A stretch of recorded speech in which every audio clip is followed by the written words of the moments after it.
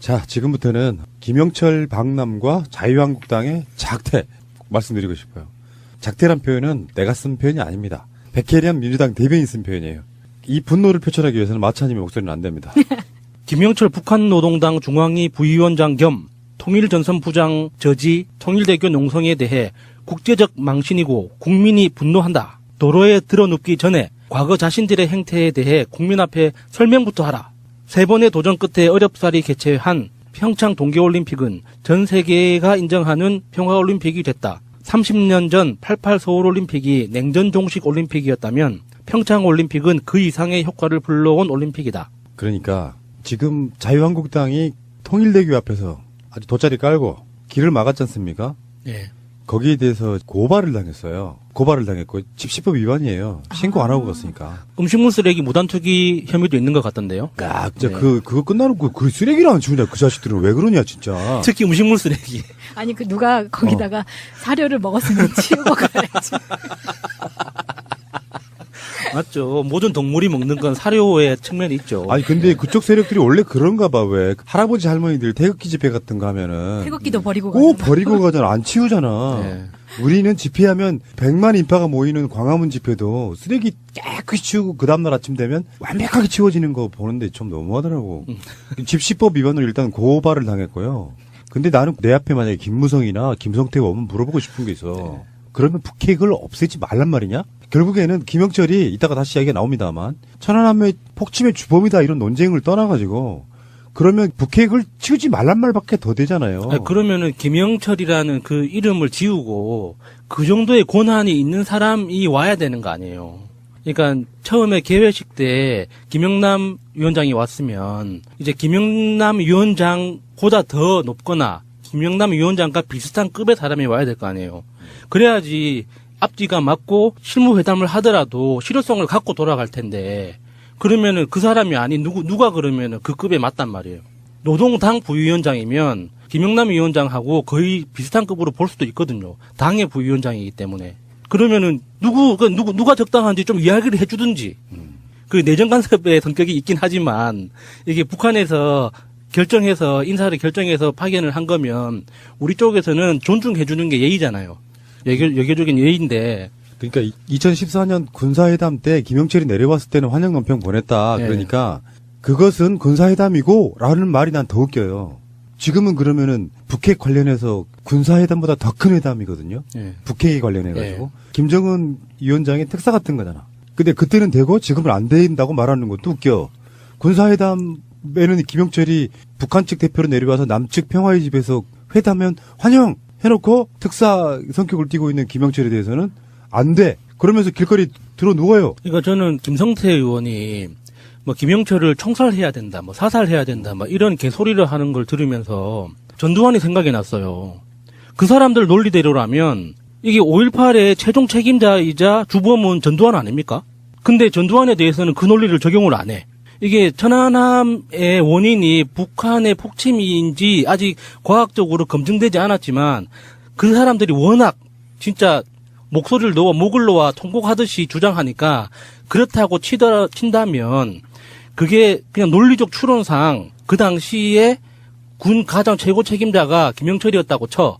그래서 김영철이 그 천안함 사건의 배후다라고 한다면 5.18의 배후는 당연히 전두환인데 왜 책임을 안 묻고 있어요 아직까지. 심지어 경호까지 했죠. 예. 근데 그 김성태가 그런 개소리를 하는 거를 보고 있으니까 저 어렸을 때 초등학생들이 뭐 그 웅변 대회 하는 거 있죠. 뭐 세계 평화를 외치면서 너무 심각하게 막 어떤 인권과 평화를 외치는 초등학교 5, 6학년 정도 아이를 보는 그런 느낌이었어요. 그래서 통일대교 쪽에다가 이제 일반 저작거리에 사는 그런 짓거리 있잖아요. 배 째고 그냥 길바닥에 놓는다는 게 딱 그 상황이잖아. 장재원. 틀리지도 않아. 장재원은 카메라를 의식해가지고 눈깔 돌리는 거 보고 좀 그러니까. 학을 뗐는데 문제는 눈으로 치켜뜨고. 그 도로를 오지 않고 다른 도로로 위에서 왔단 말이에요. 그러니까 또 이게 군사도로를 내줬다고. 근데 사실 알고 봤더니 군사도로도 아니야. 국방부에서 논평까지 냈죠. 계속 겉발질인 거예요, 이렇게 지금. 근데 그 사람들이 하고 싶었던 거는 딱 2가지 이유에 있어서 집회가 아닌 퍼포먼스였다고 생각이 드는 게 하나는 천안함은 폭침이야. 그리고 빨갱이 정부 자폭해라 이 두 가지를 자기 지지자들한테 보여주고 싶어하는 퍼포먼스가 아니었나. 왜냐하면 정말로 김영철이 오는 걸 막고 싶었다면 전진교 거기도 막았어야죠. 여기저기 맞아요. 다 막았어야죠. 퍼포먼스 맞고요. 이제 선거용이라고 보면 되죠. 선거용. 다시 말씀드립니다. 지금 자유한국당이 할 수 있는 딱 하나의 방법은 그래도 문재인 대통령 지지율 빼는데 색깔론이 도움이 되더라. 일종의 이제 틈새 시장을이랄까? 상대방의 공격 목표를 발견한 건데 이건 착각이라고 제가 지난 방송에서 말씀드렸는데 일정 부분 뺄 수는 있어요. 일정 부분 뺄 수는 있다고. 예를 들어서 이렇게 봅니다. 문재인 대통령 자체가 국방 문제에 관해서만큼은 정말 보수적 성향을 드러내는 부분이 있어요. 그래서 문재인을 믿고 찍어준 사람들이 있을 수 있고 홍준표나 안철수를 찍었더라도 문재인 대통령이 잘하니까 문재인 대통령 지지하는 사람이 있을 수 있는데 그 사람들을 자극해서 일부 지지율 3, 4% 빼는 건 가능해요. 근데 더 이상 확장 안 되는 건 어쩔 수 없지만 지지율이 돌아오지는 않지만 문재인 대통령 지지율을 계속 이렇게 흔들어대면 빠지더라. 그래서 지방선거까지 그 분위기로 가야겠다. 유일하게 먹히는 게 이거라는 걸 발견한 일종의 틈새 시장이다. 이렇게 보는 거예요. 그런데 이 사람들이 이것을 선거에 이용하기 위해서 이렇게 틈새 시장을 공략을 했는데 정말 미스테이크였어요. 이 미스테이크인 이유가 우리 국민들이 그동안 좀 워낙 적폐가 심한 적폐들이 많아서 순위에 밀려두고 있었던 이 천안함 진상 재조사에 대한 국민들의 의지를 불같이 불러일으키는 계기가 돼버렸어요. 그래서 자유한국당 소속 국회의원들이나 이 사람들은 이야기하기를 김영철이 주범이다라고 얘기하잖아요. 그런데 대한민국 국방부에서도 주범이 누구인지는 모르겠다라고 공식적으로 나오거든요. 국정원도 그렇고. 왜? 주범이 누군지 몰라요. 그러면 자유한국당은 알고 있었다는 거야. 주범이 김영철인 걸. 자기들은. 논리상으로는 그래요. 야, 그러면 이게 뭐 북한하고 뭐 손을 잡았든지 얘네들은. 그런 간첩이 있다는 거예요. 그 안에. 그렇지. 그거 아니면 국가적인 차원에서 나오는 모든 정보를 자기들이 가로채고 온 국민에게 국정원 국방부에게 안 알려줬다. 이 결과밖에 안 되거든요. 2014년에 니들도 그러지 않았느냐라고 했더니 그 얘기가 처음 나왔을 때는 그때는 김영철이 천안함의 주범인지 몰랐다. 그 실들과 처음에 나왔었는데 그게 거짓말이었어요. 제가 그 영상이나 자료를 쭉 찾다가 보니까 2014년도 그 당시 한나라당 국회의원들이 김태영 당시 국방부 장관을 갖다 놓고 윽박 지르듯 이야기합니다. 누구와 김영철이 그걸 주도한 게 아니냐라고 이야기를 물어보니까 처음에는 김태영이 그건 우리가 확인돼봐 없다고 이야기하다가 다른 질문자가 질문할 때 그런 걸로 추정됩니다라고까지 이야기하면서 계속 분위기를 만들어가요. 그러니까 이야기가 나온 김에 이제 그 이야기를 이제 하자면 이명박도 공유를 했잖아요. 페이스북 글 자기가 쓰지는 못하고. 근데 사실은 이 천안함 조작 사건의 주범이거든요. 이명박 자체가. 천영우 전 외교안보수석이 쓴 글을 공유를 하면서 살짝 소심하게 지금 이제 검찰에 끌려가야 되니까 소심하게 천영우의 글을 공유를 했는데 김영철은 불법 무기 거래로 핵개발 자금을 조달한 인물이다. 정부가 북에 끌려다니는 모습을 보니 억장이 무너진다. 그 다음 페이스북 그 다음에 올린 글에서 이명박이 뜬금없이 이럽니다. 방송 녹음하는 오늘 이명박이 글을 올렸는데요. 오늘이 3월 말도 아닌데 왜 갑자기 뜬금없이 대한민국을 지키다 꽃다운 청춘을 바친 46용사가 생각나 오늘 평택 천안함 기념관을 다녀왔습니다. 한 달 뒤거든요, 원래. 추모일이. 천안함의 처참한 잔해와 산화한 용사들의 얼굴을 바라보다 천안함 폭침 주범에게 국빈 대접을 하는 이 나라의 현실이 부끄럽게 느껴졌습니다. 쭉 글을 올려요. 아, 이명박이 지금 천안함 추모관 거기 갔다 왔다고요? 예, 오늘이요. 녹음하는 오늘 참 그러면서. 뜬금없네. 난이 다음 달에 못 갈 것 같으니까. 일단 가택 연금시켜야 돼. 이게 그러니까 이 이명박은 원래 이게 한 달 뒤에 가야 되는 상황을 그날 가야 되는데 이걸 지금 김영철 이슈화가 되니까 지금 가는 거예요. 아, 그럴 수도 있고 이게 다음 주에 구속되면 영영 못 갈 수도 있으니까 마지막으로 이제 미리 기특하네요. 2014년 10월 16일 날 조선일보에 이런 사설이 나옵니다. 천안함 도발주역 내보낸 북한과 대화해야 하는 현실이라는 기사가 떠요. 이때 이미 다 알았어요. 얘네들은 다 알고 있다고 생각을 하는 거예요. 그러면서 판문점에서 장성급 회담을 가졌는데 사설의 끝 문장이 이겁니다. 이런 북한과 마주 앉아 대화하고 합의를 일궈내야 하는 것은 엄청난 인내를 필요로 한다. 그렇다고 북한과의 대화를 피할 이유도 없다. 긴 호흡으로 남북 대화를 이어갈 원칙과 분명한 방향 설정이 무엇보다 중요하다. 긴 호흡으로. 이거는 굉장히 좋은 명문장이거든요. 이 조선일보에서 낸 거예요. 박근혜 시절에. 그러니까 자기들은 되고 다른 사람들은 안 된다는 얘기죠. 2007년에 노무현 대통령이 북한을 다녀오잖아요. 그리고 2008년에 정권이 바뀌어서 이명박이 취임합니다. 그리고 북한이 천안함을 포기해야 될 이유가 흐름상 단 한 가지도 없었다는 예. 것이 일단 그 시작이고, 나는 신상철님의 진짜 중요한 워딩 딱 하나라고 봐요. 우리가 이게 프레임 싸움이라고 이야기하잖아요. 그 프레임 싸움에서 폭침의 주범이 김영철인지 아닌지 논란이 되면 안 돼요. 천안함 사건에는 폭침이 없었습니다. 폭침이란 표현은 폭발시켜서 침몰을 시켰다 뜻이니까 네. 다른 말로 말하면 폭발 자체가 없었다. 폭발이 일어났다는 흔적이 없었는데 네. 폭침의 주범이 어딨어. 폭침이 없었는데. 그러니까 그 당시에 김영철이는 누구네 그 주범이 누구냐가 문제가 아니라 가장 핵심은 천안함에서는 폭발이라는 증거가 단 한 가지도 안 나왔는데. 그러니까 사고의 원인을 정확하게 밝히는 게 제일 먼저죠. 맞습니다. 예, 그러니까 예. 그게 가장 중요하다고 보는데, 그래서 2011년 6월 1일 날 나온 기사가 지금도 회자되고 있지 않습니까? 일종의 성지 같은 거예요. 예. 통일부 김천식 통일정책실장, 국가정보원 홍창화 국장, 청와대 김태효 대외전략비서관.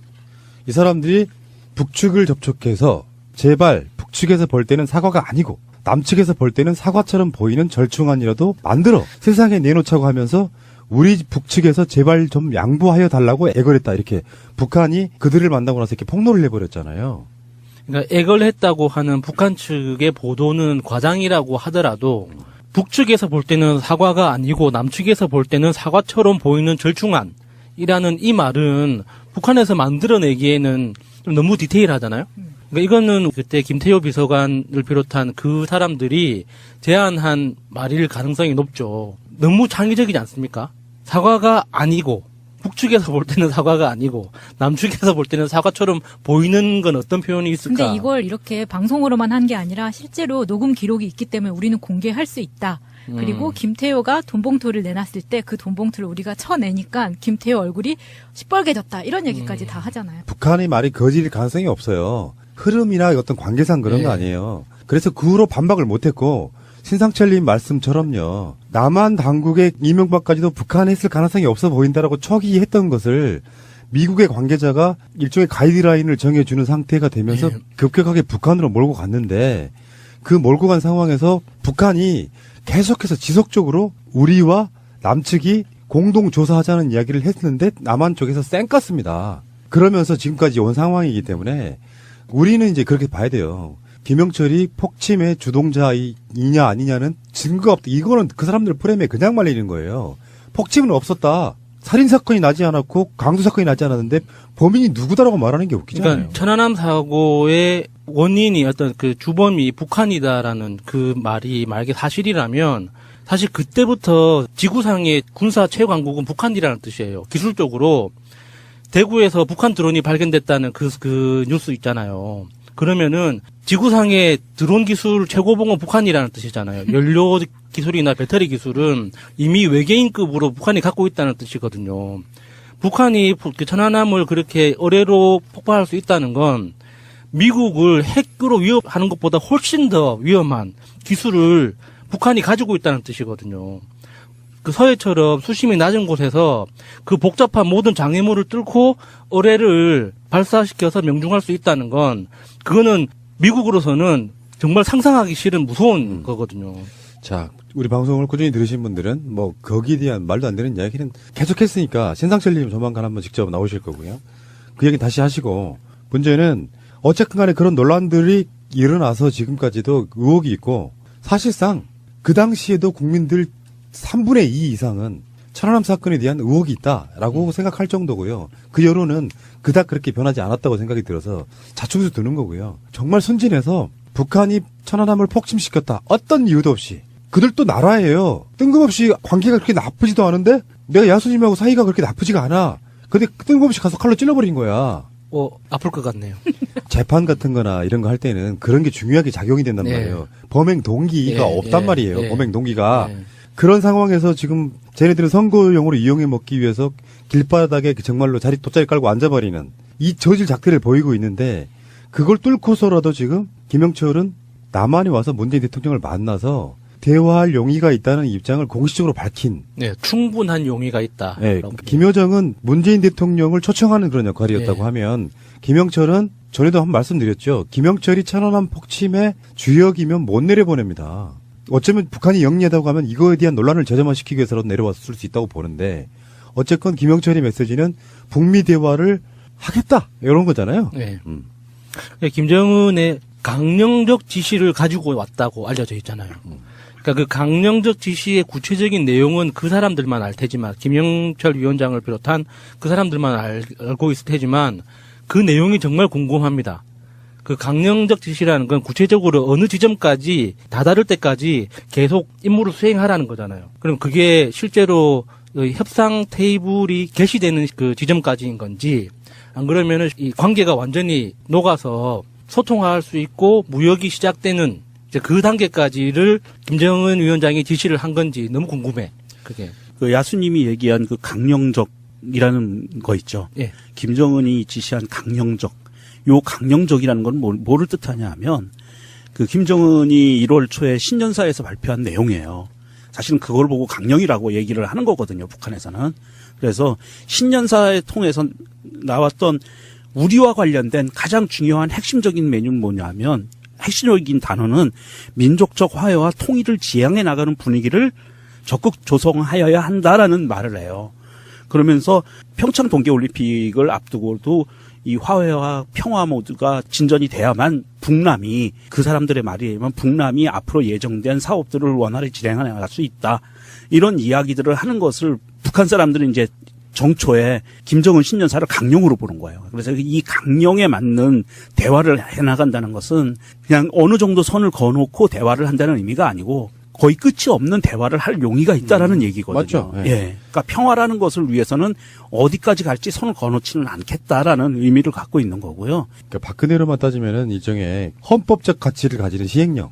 이런 느낌으로 보면 될 것 같고, 가장 나쁜 해석은 뭐냐면 내 생각은 그래요.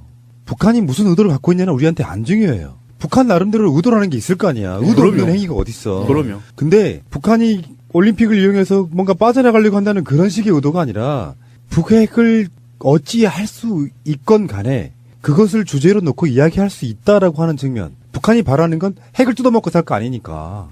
그래서 그 핵을 우리가 어떤 방식으로든지 없앨 수 있다면 사실 그게 없애는 것 자체가 맞냐 하는 논란도 있을 수 있어요. 우리한테 쏘지만 않는다면. 근데 문제는 국제적 관계에 있어가지고 북한이 핵을 저렇게 쥐고 있으면 우리한테 현실적 위협이 되는 건 북한이 그걸 쏘기 때문에 위협이 되는 게 아니라 남한 내부적인 남남 갈등의 가장 큰 요소가 되기도 하고 그런 핑계로 인해서 우리가 무기를 엄청 사줘야 되는 부분도 있는 거고 그런 관점들 때문에 우리도 의도는 있는 거고 북한도 의도는 있는 거예요. 지금 북한이 하고 있는 건 우리 핵 포기할 수도 있어라는 메시지가 보이니까 그렇게 말을 하지 않았지만 보이잖아요. 어차피 그 대화에는 핵이 주체일 수밖에 없는데 대화할게 하면 핵도 내놓을 수 있다는 의미잖아요. 그런 관점으로 바라보는 게 맞을 것 같습니다. 지난 주말에 트럼프가 대북 제재 엄청 센 걸 발표했거든요. 그래서 그게 이제 일반적인 분석은 여러 가지가 있겠지만 북한을 압박하면서 투항하게끔 만드는 전략이라고들 봐요. 니들과 대화하지 않을 거야가 아니고 대화에서의 주도권을 확보하기 위해서 먼저 센 걸 치고 나가는 거예요. 근데 이제 언론들은 이제 이간질 좋아하는 언론들은 트럼프는 북한과 대화 안 해라고 말했다가 아니라 더 세게 2차 제재, 3차 제재 하면서 들고 나올 이야기를 미리 선수치는 협상의 기술을 발휘하고 있는데 김영철이 와서 문 대통령 만났죠. 문 대통령도 이방카를 만났죠. 근데 그 여러 가지 과정에 직접이든 간접이든 간에 김영철의 메시지는 이방카를 통해서 트럼프에게 전달이 됩니다. 그리고 이방카도 내려와서 청와대 상춘제에서 서로 이렇게 식사하고 막 서로 간에 이야기할 때 문재인 대통령은 대화, 이방카는 제재. 입장이 이렇다는 거죠. 당신네들 뭐 북핵 포기 안 하면 제재를 더 강하게 할까요? 그러고 나서 바로 트럼프가 대북 제재 더 센 걸 발표하고 막 이런 분위기가 있었단 말이죠.